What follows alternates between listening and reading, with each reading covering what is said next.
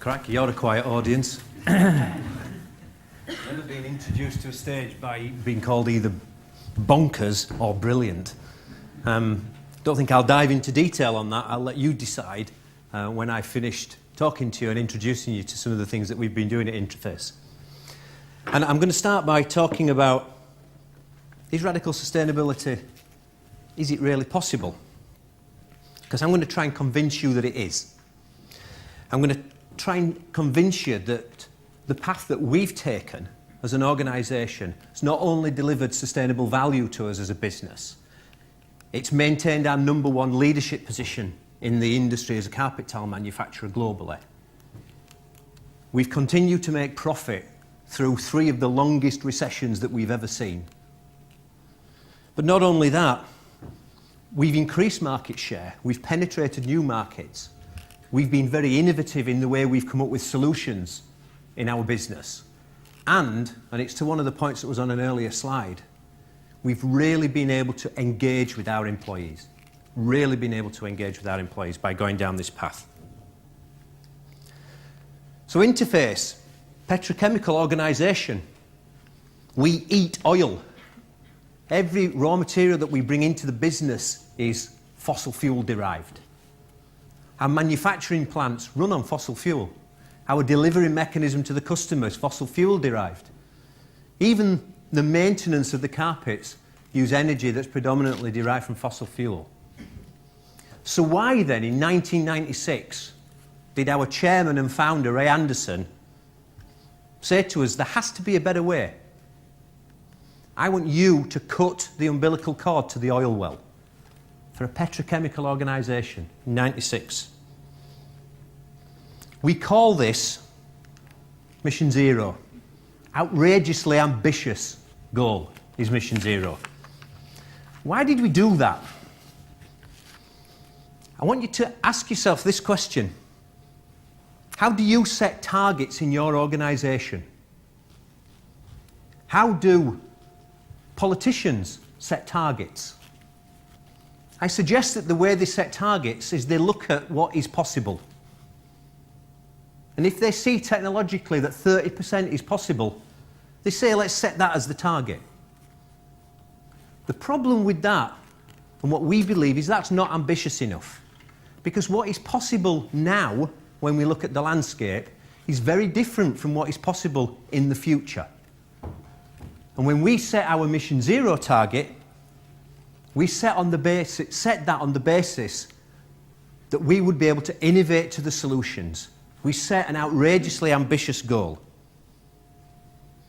So what I'd like to do is share with you some of the progress that we've made on this journey to a zero footprint. Jim alluded to this at the beginning. Our manufacturing plants now in Europe are running on 100% renewable energy, virtually 100% renewable energy. We have virtually zero water used in our manufacturing systems. We send zero waste to landfill. Almost half of our raw materials are either now recycled or bio-based. And we've done this on the back of, as I said earlier, very difficult economic climate, and on the back of an outrageous target to achieve. We're extremely proud of what we've done. We're extremely proud of our achievements. It's another milestone for our organisation, and it's a result of a lot of hard work and also a lot of fun work. We believe that it will be very unlikely for a peer company within our space to have achieved these kind of results. And we're actually challenging the rest of our industry to take Interface as an example and try and achieve these results. We've done this with huge amount of support from our organisation. It's a great inspiration for our people to work on these goals, but it's also a great influence on our supply chain, our raw material supply chain. How we've done this is by combining a vast number of small continuous improvement opportunities throughout the years with a fairly substantial number of step change, significant step change innovation in the business. And what I would like to do today is just share a few of those examples with you, a few of many.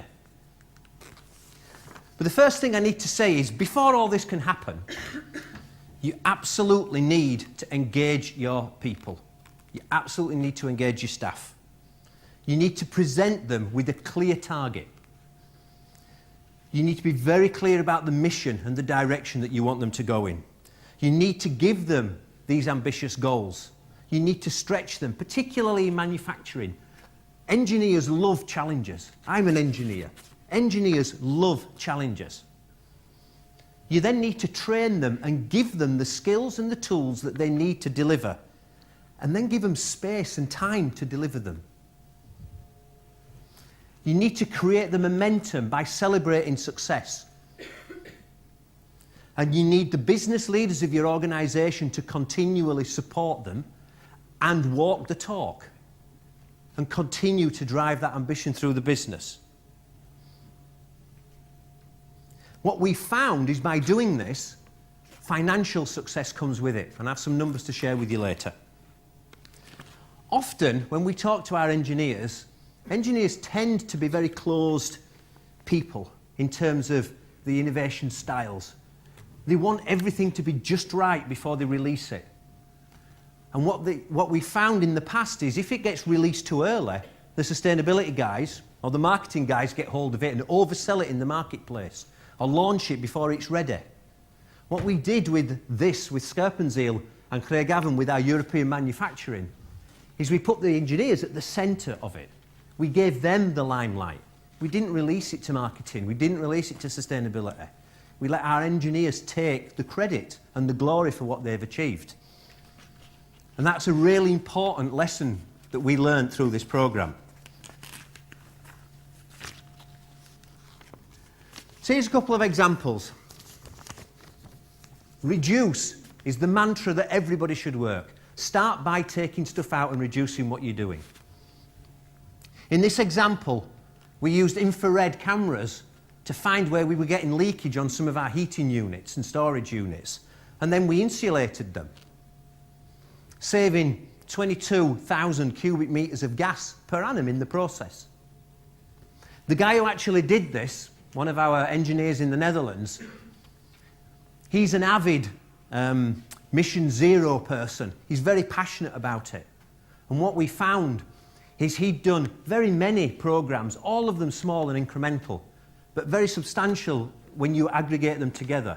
And last year he won the Ray Anderson Award for the person who had the most impact on Mission Zero in our organisation. It's a global award. Again, back to my point about accolade and rewarding the people who are actually delivering. So if this is a small example of incremental, this is a larger example. This is our new pre-coat line, part of the manufacturing process. And it's a great example of innovation step change. When we started to specify the line, we set the engineers the challenge of reducing the energy usage on the new line by 40%. Now, we searched the usual suspects, the textile engineering firms, the people who you would normally go to, and nobody could deliver us the savings that we were looking for in terms of energy. We found a Swiss company, foreign to the carpet industry, foreign to our space completely, and we designed a heat exchange system with that Swiss company that they then implemented in this line, and it's already now overachieving the 40%. By looking in adjacent markets, we found a solution that was outside the sphere of where we would normally operate. This pattern is really key to successes, to our successes. When we look at a new process, we don't go for the usual suspects. What we try and do is leapfrog and really set boundaries and challenge our engineers to really look elsewhere to find these big solutions. And that really engages those guys. It really brings credibility to the work that they do, and it really, as I said, engages them in the process properly. So after you've reduced all your gas to the maximum you can reduce it, we then bought biogas for the remainder. So this is not a solution where we buy biogas. You become efficient first, then we bought the biogas. One of the reasons is, as you will no doubt know, biogas is more expensive. So you need to reduce first to be able to justify and pay for the biogas. The biogas we use is from fish waste in Spakenburg in the Netherlands, piped into the grid, and then it's sold on to us. All of those things, huge ambitious goals, have given us now within our manufacturing in Europe 100% renewable energy in our Scherpenzeel factory, our Dutch factory, and almost 100% renewable energy in our Craigavon factory. Another example, very simple example, is about our process water. We used to use process water for cleaning. We stopped using process water for cleaning. We use air now to clean. And the remaining water we use in our manufacturing, we've developed a closed system for. So we have virtually zero wastewater now in our manufacturing process. Virtually zero. I've talked about energy reduction and then the biogas. Talked about water, closing the system to remove wastage in our processes. What about waste materials? When you cut carpet tiles, tradition has that you stamp out the carpet tile from a 2-metre wide piece. That in itself creates a waste, a window waste around the carpet tile. So when we redesigned our manufacturing plant, we redesigned the way we cut carpet tiles, we set the engineers the challenge of taking 50% of the waste out. Again, they had to look outside of their normal sphere. They had to look beyond where they were currently operating. They knew that if they could cut more tiles out at once, they would reduce the window waste. And by searching and researching and trial and error, they worked with a company that had developed ultrasonic cutting for the Airbus, the French Airbus business, the aeronautical industry. And they were able to design a machine that reduced our waste, our window waste, by 80%, and at the same time doubled the output of our production line. Again, a substantial innovation and step change. Again, as I said before, reduce the amount you use first, or reduce the amount you create. So we reduced the waste substantially. Then we designed a system for recycling it, so we didn't have to send it to landfill. And our re-entry plant in the Netherlands takes the window waste, takes carpet from the marketplace that we bring back, and it takes other waste products that we have, waste carpet from our manufacturing, and separates it into our streams, into clean streams, so that we can derive value from that waste material and avoid it from going into landfill. One of the key wastes from the separation process is the yarn, the pile that you walk on a carpet. And I'll show you later, it's got a high amount of embodied energy and high value. We've partnered now with our supply chain, our two key suppliers of yarn, an Italian company called Aquafil and an American company called Universal. And we are now supplying our suppliers with raw material. I'll say that again, supplying our suppliers with raw material. Think about the commercial advantage in procurement, in partnerships that you would get by providing your raw material suppliers with a raw material. That closed system now, that re-entry program, has been expanding exponentially. And we are currently supplying around about £200 million in weight of material on an annual basis, cumulatively, into that process, particularly with the Italian company. So a summary of all the achievements that I've talked about. If we take the baseline in '96 as the start point, 50% of the reduction in greenhouse gases has come through efficiencies. 25% of the reduction has come through renewable electricity. And then the other things that I've talked about, the new pre-coat line, and then the biogas that we derive from the fish waste, has brought us down to about 5 or 10% remaining in 2014 from a global perspective, from a greenhouse gas perspective. That's equivalent to about 2,000 households, approximately. So we did this by creating a sense of urgency. We set the ambitious goal, but we said, don't wait till 2020 to do this. Get after it now. Now's the opportunity. We empowered the engineers.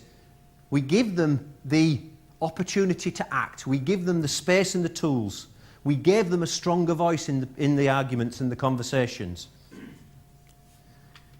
We left room for projects that have got a longer payback than your typical ROI, which is a very important part when you've got such ambitious goals.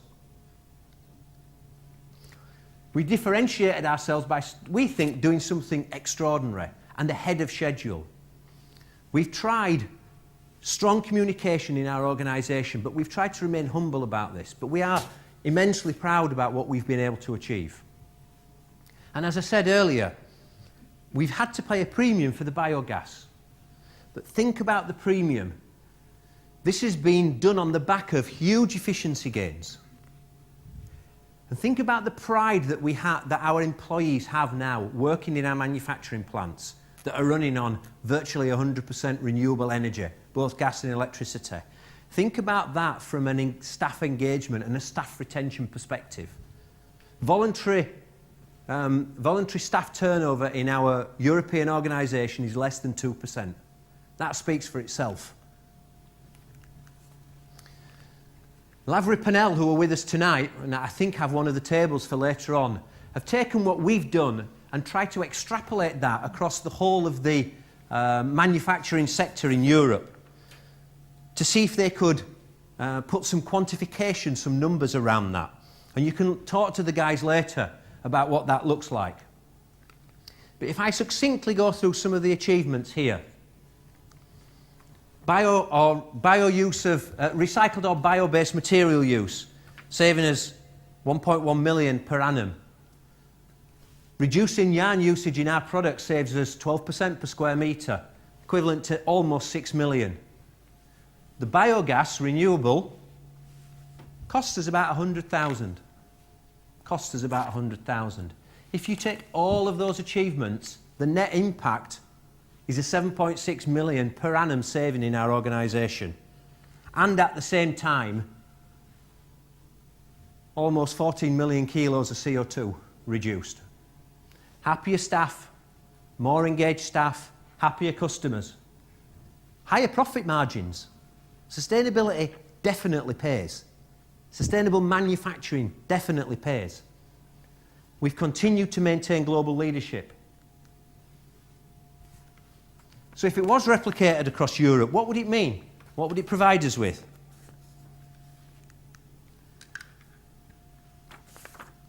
The answer's telephone numbers. Tens of billions of pounds in opportunity in terms of improved margin and profitability. Hundreds of thousands of new jobs in the sectors and the advancing sectors. And millions of tonnes of CO2 removed from our climate. Again, we can dive into details on these later, and you can speak to Greg and Nick from Lavery Pennell, and indeed us, later on today. But the sum of the benefits are huge. For an organisation like Interface to deliver 7.6 annual savings, straight to the bottom line, huge financial reward and benefit. So what's left? I hear you say, with some anticipation and excitement in your voices. Well, clearly what I've talked about is part of what we do. The way we measure impact is using life cycle analysis, LCA. And actually, Interface's manufacturing, the bit I've just talked about, that's the bit that we're directly responsible for. Less than 10% of a carpet tile's impact. A lot of the impact is in the raw material supply chain. Huge amount of impact in there. That's our next goal, our next target. I talked to you before about supplying our supplier. 44% of our materials are now renewable or bio-based or recycled. So we've cut 44% of our materials linked away from the oil well. But we've still got a long way to go. And we still think that there is a lot of opportunity in our supply chain.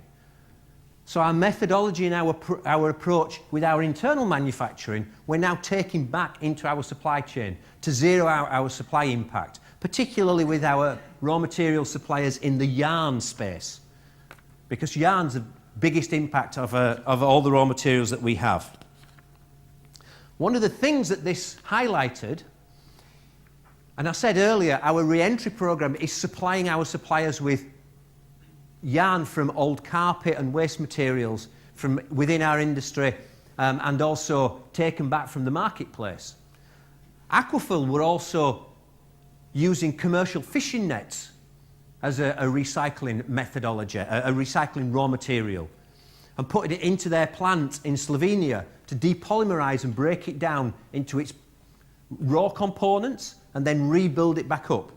So old carpet waste, commercial fishing nets as a waste, and a variety of other wastes. This gave us rise to an idea. How could we develop a supply chain that would speak not only environmentally, but socially? And the way we've done that is by partnering with Aquafil and with the Zoological Society of London, and we've developed a program we call Networks. You can find out about it on our website later. And Networks is a program that's developed an inclusive business model, kind of like a fair trade style of model, where we're collecting fishing nets from poor coastal fishing communities in developing worlds. And our pilot program is in the Philippines, in Dinajan Bank. And we are now supplying, through that partnership, Aquafil with fishing nets that have been collected on the beaches in the Philippines. So there's a strong social story to that, there's a strong recycling story to that, and there's a strong marine conservation story to that. So I started by asking, is radical sustainability possible? So I go back to Jim's first question. Do you think we're bonkers or brilliant? And I'll answer questions later. Thank you.